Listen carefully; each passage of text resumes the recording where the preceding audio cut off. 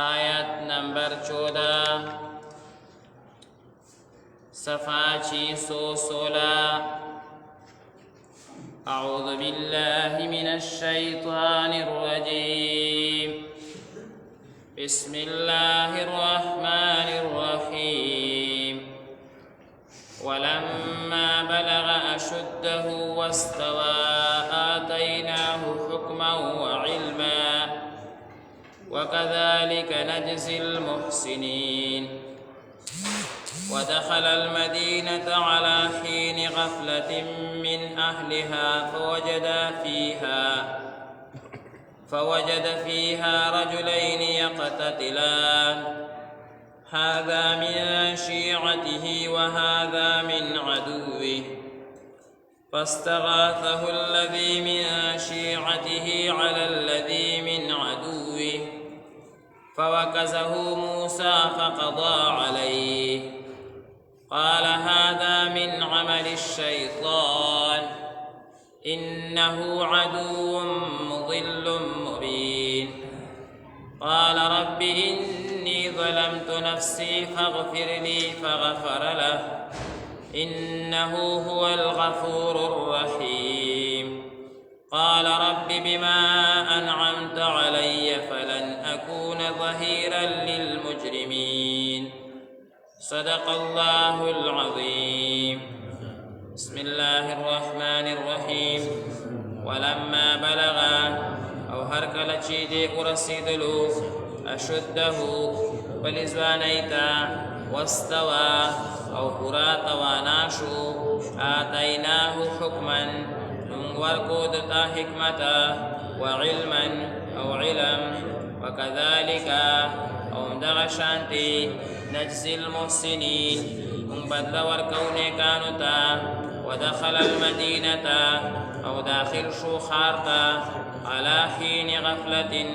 فوقت غفلتي من أهلها وسيدن كدهغي فوجد فيها بيومن دباغ خاركي رجلين وكسان يقتتلان يوبل سريجا قرقولا هذا دا يوخو من شيعته تدد قومنه وهذا من عدوي او دا بلد دشمن دا قومنه فاستغاثه بس فرياد قودتا الذي من شيعته كم تدد دا قومنه على الذي خلاف دا غچا من عدوه تدد دشمنه فوكزه موسى فالسكور كوها غتا موسى عليه السلام فقضى عليه من أغكاري ختمكو قال وهويل هذا من عمل الشيطان لا يحركت الشيطان إنه عدو بشكا دخمن دي مضل مبين كمرح كون كيخكارا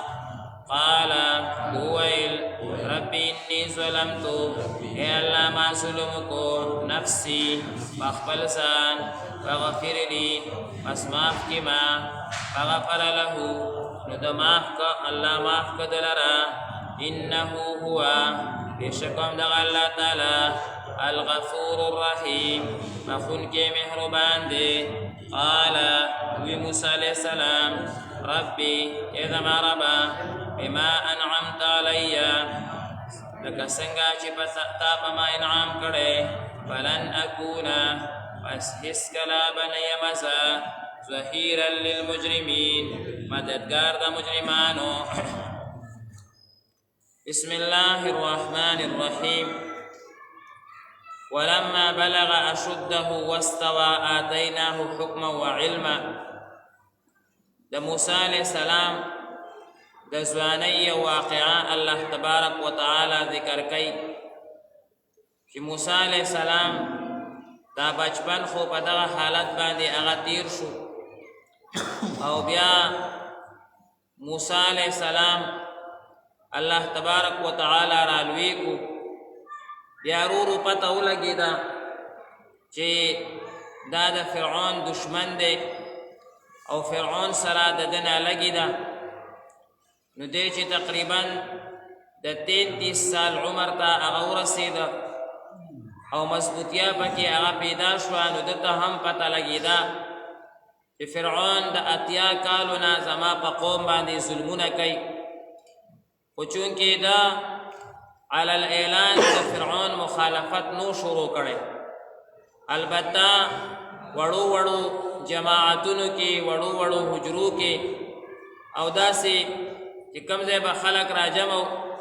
نو ده به د دین دعوت خلکو ته ورکولو. او تر اوسه پورې پیغمبري هم موسی علیه السلام ته نه وه میلاو شوي، ولیکن خلک به دې طرف ته تیارول چې دا فرعون زمونږ دشمن دی او دا زمونږ دوست نه دی، ځکه چې دی په ما باندې، زما په قوم باندې، په ټولو خلکو باندې لګیا دی او ظلمونه کوي او دا ظلم یې انتها ته رسېدلی دی. نو الله تبارک وتعالی په دې ځای کې د دې یو واقعه هغه ذکر کوي. موسی علیه السلام اکثر عمر د دې نه بعد هغه چې کله موسی علیه السلام د دین دعوت شروع کو نو هغه به یې لرې تېرولو خپل مور او پلار سره، خو لیکن د شهر نه بار او داسې ژوند به هغه تېرولو چې شهر ته به کولاو طریقې سره نه شو راتلی،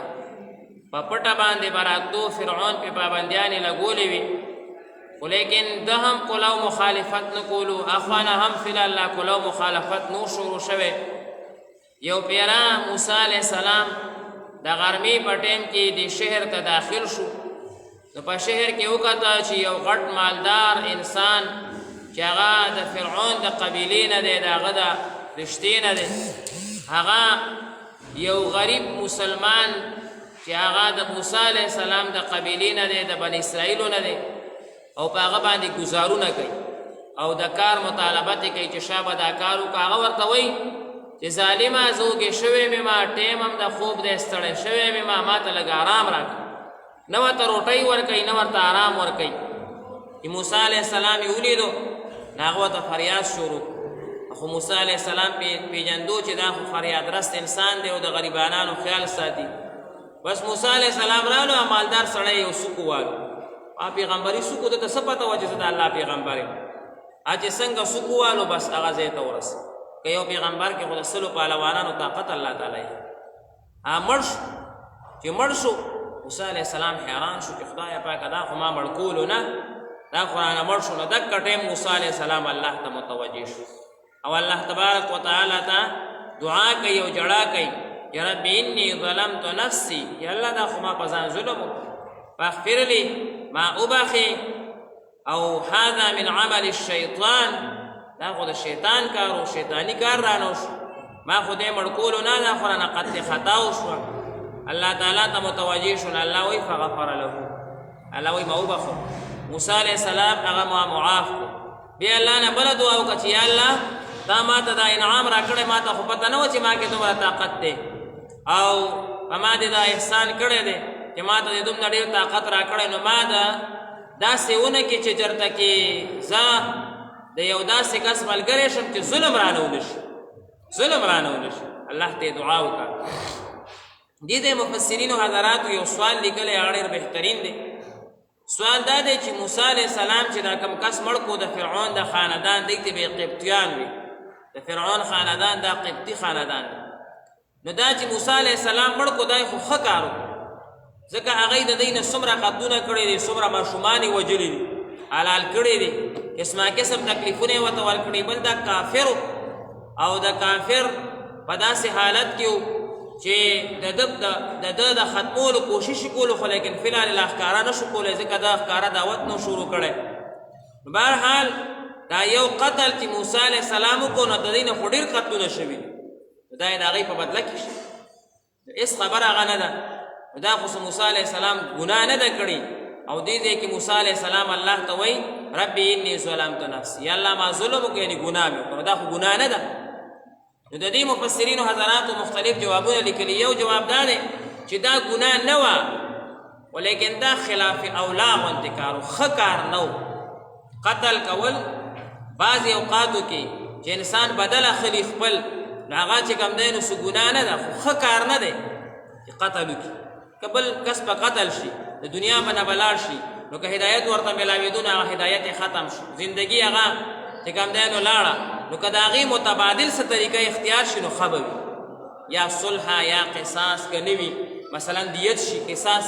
سره انسان ختمیږي، نو که قصاص وانه غشتی شي یا دیت والی یا صلح وکړي، یعنې داسې یو کار وکړي چې قتل نه بچوالی راشي، که قتل جایز هم وي چې بچوالی راشي نو ښه خبره. موسی علیه السلام خلاف اولا کار وکړو او پیغمبر چې وي نو هغه الله ته ډېر قریب وي، معمولي غوندې غلط کار ته چې وشي زر الله ته متوجه کېږي، زر الله ته متوجه کېږي. یو جواب دا دی. دویم جواب هغه دا دی چې موسی علیه السلام په دې ځای کې دا کار کړی نو دا غلط کار نه دی کړی، دا یې ښه کار کړی، خو چونکې د امن معاهده وه نو د دې قتل سره کیدی شي چې د هغه امن معاهده ماته شي. یو ځای کې چې یو کافر سره مسلمان اوسیږي او هغې سره د امن معاهده وي، اگر چې که دا کافر تان هم قتلونه کړي وي، تام چې قتلونه کړي وي، تان یې ډېر قتلونه کړي وي، خو چې یو وخت د امن معاهده وشي نو په هغې کې بیا قتل کول دا ښه کار نه دی، دا بیا صحیح نه دی. لکه مثال اوس انډیا زمونږ د اول نه دشمن را روانه ده، اسرائیل زمونږ د اول نه دشمن را روان دي، خو لیکن د هغې سره زمونږ د امن معاهده ده. نو که اوس مثال په طور باندې یو کس هغه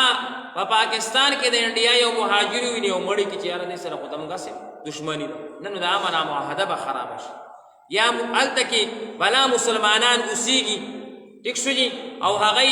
انډیا والا ولګي و یاره دا پاکستان نه راغلی دی او مړي کې، نو د امن معاهده به ختمه شي. نو د امن د معاهدې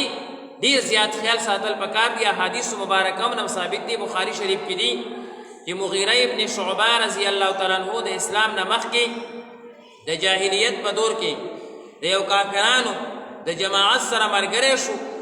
او بیا هغې د ده د قتل فکر هغه چې کوم دی نو شروع نو دم هغې یو کس قتل کولو، کسی قتل کولو. نبی علیہ الصلاۃ والسلام نے تپوس کو، نبی کریم صلی اللہ علیہ وسلم وتوی اسلام راوړه، ولیکن د هغې نه قتلونه مه کوه، اگر چې هغې زموږ نه ډېر قتلونه کړي خو فلحال د امن معاهده ده، نو د امن د معاهده نه دي ختمول پکار. یعنی اسلام حتی الوسع کوشش کوي چې امن قایم پاتې شي، امن قایم پاتې شي. بعضې اوقاتو کې به یو قتل جایز وي و اسلام وایي نه امن مه خرابوه، پرېږده، کیدی شي هدایت میلو شي. او کنه ته وایې چې زه به خامخا دا قتل کومه او قتل راته دې ځای کې کول جایز دي، نو ټیک ده ته خو به جایز باندې عمل وکړي، خو نورو مسلمانانو ته به کار وکړو. ته به یو کس قتل کې هلته به چې کوم دی نو مونږ ته به مغفور الله بابا جي الله د شفای کامله نصیب وفرمایي، مونږ ته به وي بې ځایه به ډېر ځایونو کې چغې نه واخئ، غلطې فتوې به نه لګوئ، ستا په فتوه باندې به څوک غلط کار وکړي، ټول سزا به تا ته میلاویږي. مسلمانانو کې به تفریقه پیدا شي، مسلمانانو کې به اختلاف پیدا شي، مسلمانانو کې به جګړه پیدا شي. حتی الوسع په مسلمانانو کې جوړښت،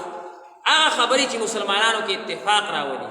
هغه عمل چې مسلمانانو کې یو ځایوالی راولي، هغه کار یا هغه خبره چې ته پوهېږي چې دا مسلمانانو کې تفریقه راولي، څه ضرورت دی هغې د کولو؟ څه ضرورت دی د هغه عمل؟ څه ضرورت دی؟ نو موسی علیه السلام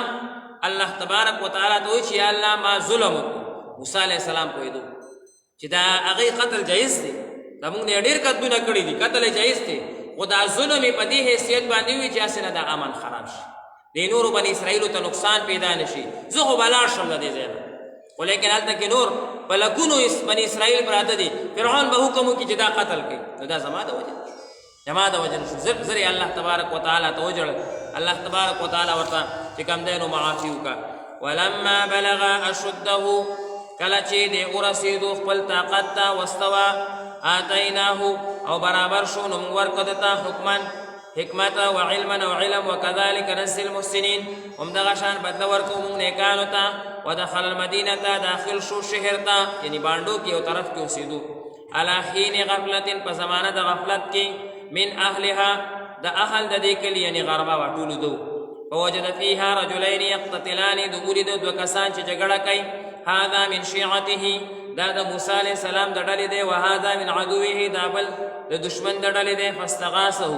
مدد غوښتو د ده نه، الذي هغه من شیعته چې د ده د ډلې نه، علی الذي په مقابله د هغه کس کې، من عدوه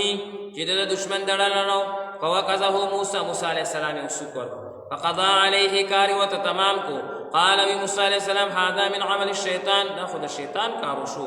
انه عدو مضل مبین اغذما دشمن دے گمراہ کون کے اخکارا قال وی موسی علیہ السلام ربی انی ظلمت نفسی اے دا مربا معزان باندې ظلم کو فاغفر لی ما بخی فغفر له الله وی چې ما دلرو بخل الله دلرو بخل انه هو الغفور الرحیم الله بخون کې مهربان دی قال وی موسی علیہ السلام ربی اے دا مربا بما انعمت علی فسبب د دې چې تا په ما باندې انعام کړی دی فلن اكون زبهس کله نشم ظهیرا ملګری للمجرمین د ګناهګارو الحمدلله رب العالمین